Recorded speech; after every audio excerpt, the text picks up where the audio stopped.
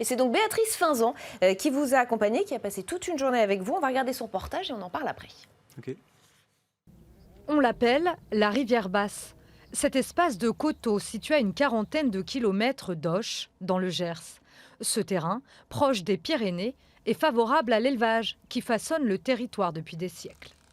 Florent Barbet a repris l'exploitation familiale il y a 17 ans. Malgré son virage bio, il s'inquiète beaucoup pour la pérennité de son activité. Les valeurs premières d'un agriculteur, c'est de produire et d'alimenter et de faire de la nourriture saine. Et aujourd'hui, c'est malheureux, mais on n'arrive plus à en vivre. Le seul revenu qui reste, malheureusement, est lié directement aux aides.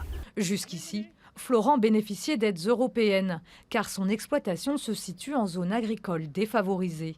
Pourtant, en mai 2019, les coteaux sortent de la carte. Une catastrophe pour le territoire et une nouvelle bataille pour Franck Montaugé.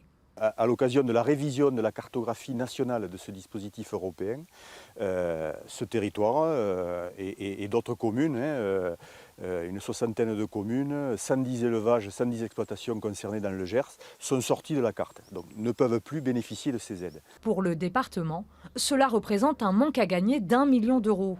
Alors, en janvier 2019, les exploitants touchés décident de constituer un collectif et déposent divers recours auprès du tribunal administratif, sans succès. En septembre, dernier espoir auprès du Conseil d'État.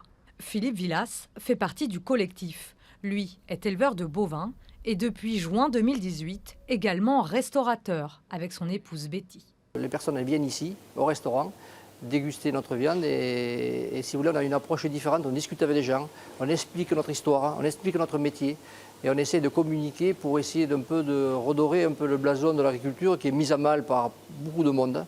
Trouver des solutions pour pérenniser les exploitations, c'est le défi du restaurant. Et justement, parmi les clients du jour, des éleveurs mais aussi des professionnels du tourisme se sont déplacés. Ensemble, ils veulent valoriser leur territoire. Ce qu'on est en train de construire, en fait, de tenter de construire, on est vraiment au démarrage, un réseau en fait, qui comprend le restaurant, bien évidemment, les producteurs qui sont partenaires du restaurant, qui fournissent le restaurant, des hébergeurs, des prestataires qui ont créé des activités sur leur ferme. Développer les activités pour favoriser un meilleur tissu économique local et attirer de futurs exploitants.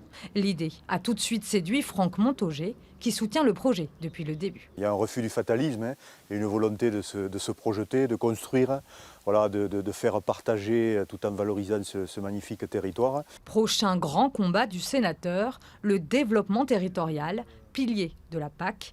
Avec la sortie du Royaume-Uni de l'Union européenne, le sénateur s'inquiète de voir les fonds alloués à la reconversion des agriculteurs se réduire drastiquement.